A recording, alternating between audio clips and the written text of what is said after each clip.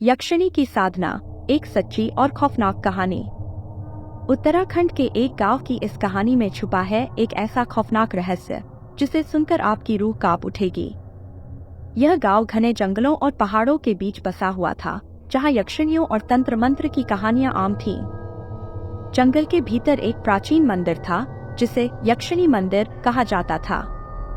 गांव के लोगों का मानना था कि इस मंदिर में एक यक्षिणी का वास है।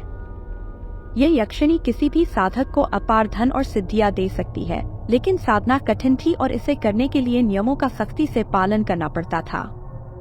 जो साधना में कोई गलती करता, उसका अंत बहुत भयानक होता। गांव में एक युवक था जिसका नाम अर्जुन था। अर्जुन महत्वाकांक्षी था और वह अपने जीवन में बहुत जल्दी अमीर और शक्तिशाली बनना चाहता था। उसकी मेहनत के बावजूद उसका आर्थिक स्थिति कमजोर थी। वह रोज गांव के साधुओं और तांत्रिकों से अपने कष्टों का समाधान पूछता रहता था, लेकिन उसकी समस्याएं हल होने का नाम ही नहीं ले रही थीं। एक दिन गांव के एक बूढ़े साधु ने उसे यक्षिणी साधना के बारे में बताया।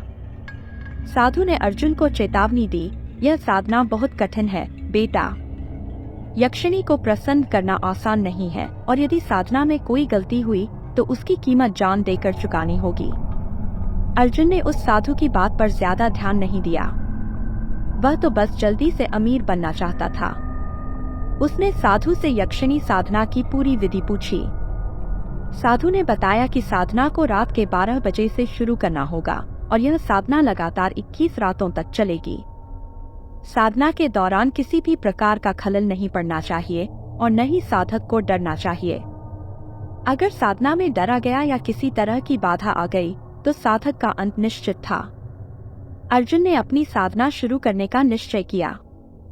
वह तय समय पर जंगल के भीतर स्थित यक्षिणी मंदिर में पहुंचा। मंदिर चारों ओर से घने पेड़ों से घिरा हुआ था और रात के समय वह स्थान बहुत भयावह प्रतीत हो रहा था। हवा में एक अजीब सी ठंडक और खामोशी थी। अर्जुन ने अपनी सामग्री मंदिर के भीतर सजाई, धूप जलाया और मंत्रों का जाप करना शुरू किया। जैसे जैसे रात बढ़ती गई, मंदिर का वातावरण और भी डरावना होता चला गया। अर्जुन ने अपनी साधना में ध्यान केंद्रित रखा, लेकिन अचानक उसे अपने आसपास किसी के होने का आभास हुआ। उसने अपनी आंखें खोली तो देखा कि एक परछाई उसके सामने खड़ी थी। यह एक सुंदर स्त्री की परछाई थी, जो धीरे धीरे स्पष्ट होती जा रही थी।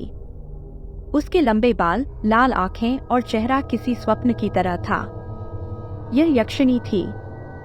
उसकी सुंदरता मंत्रमुग्ध करने वाली थी, लेकिन उसकी आंखों में एक अजीब सी क्रूरता थी।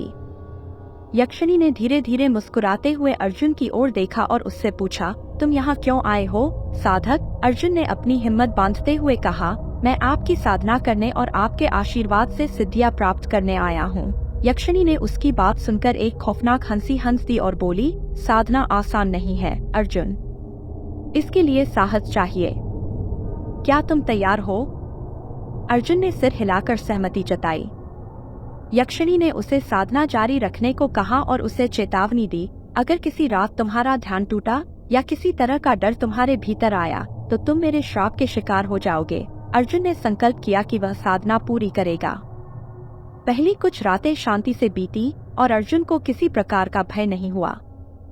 लेकिन साधना के 10वें दिन उसे लगा कि जैसे मंदिर के भीतर कोई उसका पीछा कर रहा हो। कभी कभी उसे एक हल्की सी परछाई अपनी ओर आती जाती दिखाई देती। लेकिन अर्जुन ने अपनी आंखें बंद रखी और साधना पर ध्यान केंद्रित रखा। 16वें दिन रात के बीचों बीच अचानक मंदिर के चारों ओर ठंडी हवाएं चलने लगीं। अर्जुन को लगा कि जैसे मंदिर में किसी ने उसके चारों ओर कई परछाइयों का घेरा बना दिया हो। उसकी आंखें बंद थीं, लेकिन वह उन परछाइयों को महसूस कर सकता था। अचानक एक जोर की आवाज आई और अर्जुन का ध्यान टूट गया। उसने अपनी आंखें खोली तो देखा कि यक्षिणी उसके सामने खड़ी थी, लेकिन अब उसका चेहरा विकृत और भयानक था। यक्षिणी ने क्रोध में कहा, तुमने मेरी साधना का ध्यान भंग कर दिया। अब तुम्हारा अंत निकट है। अर्जुन घबरा गया और उसने माफी मांगने की कोशिश की, लेकिन यक्षिणी पर कोई असर नहीं हुआ।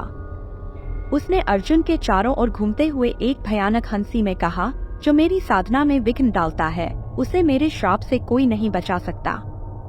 अर्जुन ने भागने की कोशिश की, लेकिन उसके पैर जैसे जम गए थे। उसकी आंखों में भय और पश्चाताप के आंसू थे, लेकिन अब कुछ भी नहीं किया जा सकता था। यक्षिणी ने अपने लंबे नाखूनों से उसकी गर्दन पर हाथ रखा और उसकी आत्मा को अपने वश में कर लिया।